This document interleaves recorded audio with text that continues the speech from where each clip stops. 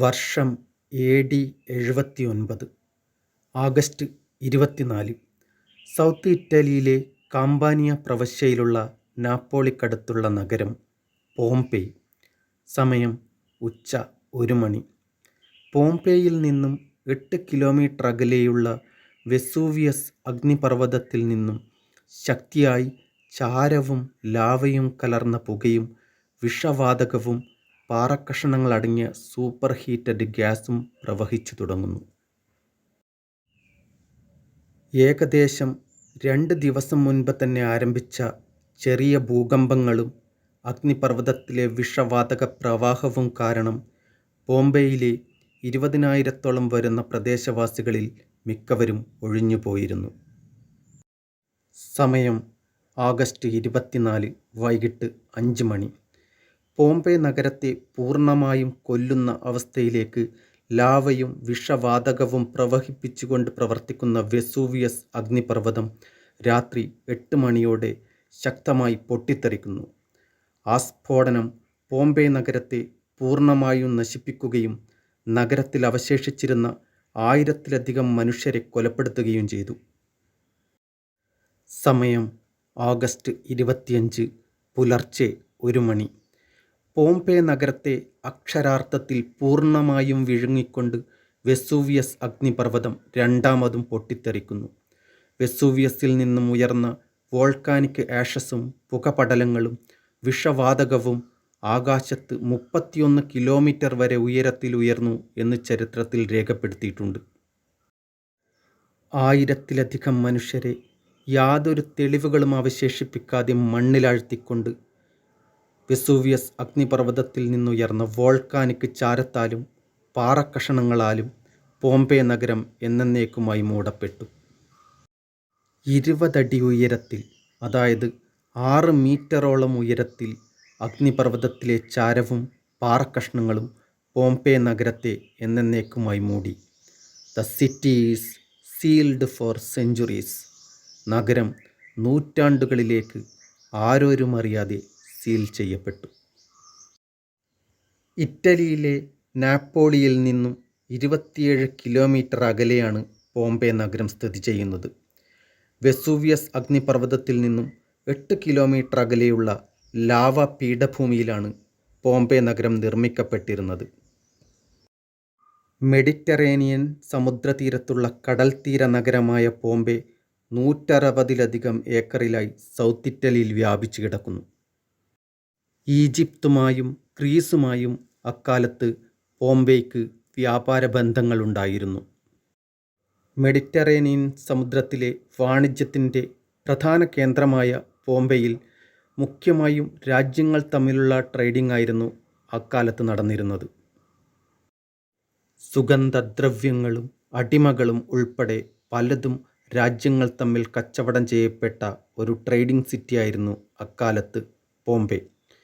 ബംഗ്ലാവുകളും 4 കെട്ടുകളും 8 കെട്ടുകളും ബലിസ്ഥലങ്ങളും കളിസ്ഥലങ്ങളും തിയേറ്ററുകളും ദേവാലയങ്ങളും എന്നുവേണ്ട അതിഗംഭീരമായ ഓഡിറ്റോറിയങ്ങളുൾപ്പെടെ നിരവധി പ്രത്യേകതകളുള്ള സൃഷ്ടികളുണ്ടായിരുന്ന ഒരു പ്രതാപ നഗരമായിരുന്നു യഥാർത്ഥത്തിൽ അക്കാലത്ത് പോംപെ.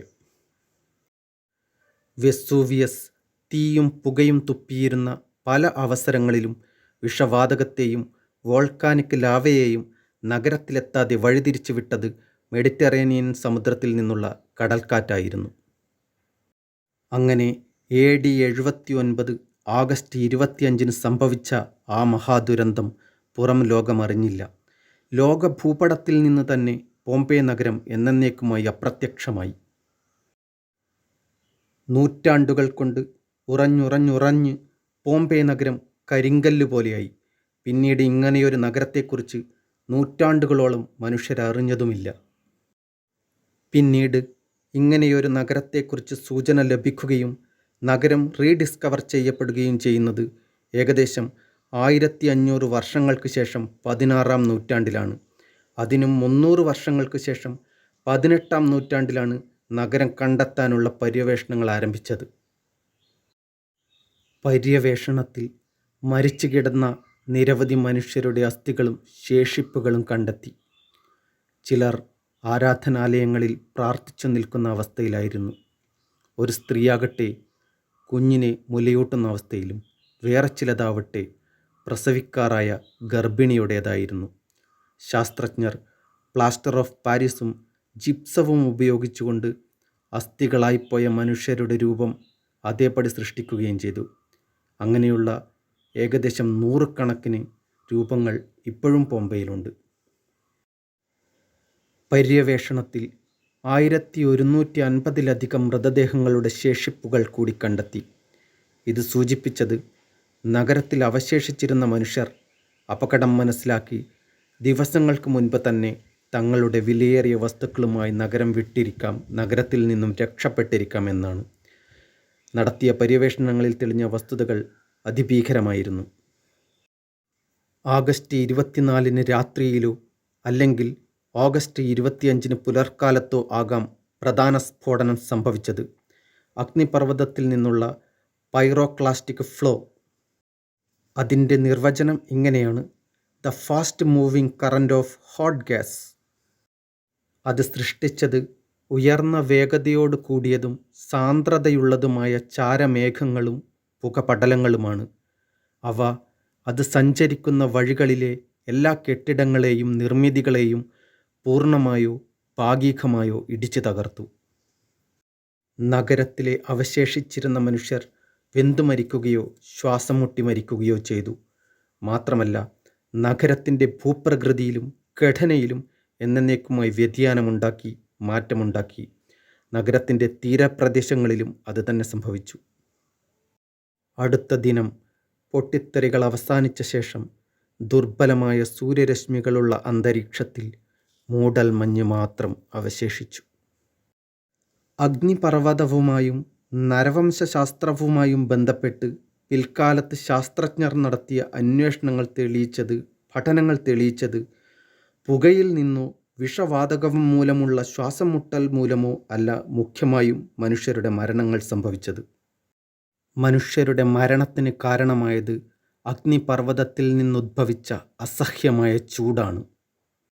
2010 ഒരു പഠനത്തിൻ്റെ റിസൾട്ട് പ്രസിദ്ധീകരിച്ചത് പ്രകാരം പറയുന്നത് 250 ഡിഗ്രി സെൽഷ്യസിലുള്ള ഹീറ്റ്, അതായത് pyroclastic flow, the fast moving current of hot gas, അതാണ് മനുഷ്യരുടെ മരണത്തിന് മുഖ്യമായ കാരണം. അഗ്നിപർവ്വതത്തിൻ്റെ 10 കിലോമീറ്റർ ചുറ്റളവിലുള്ള മുഴുവൻ മനുഷ്യരെയും നിമിഷാർദ്ധത്തിൽ ഇൻസ്റ്റൻ്റ് ഡെത്തിലേക്ക് നയിച്ചത് അസഹ്യമായ ആ ചൂടായിരുന്നു.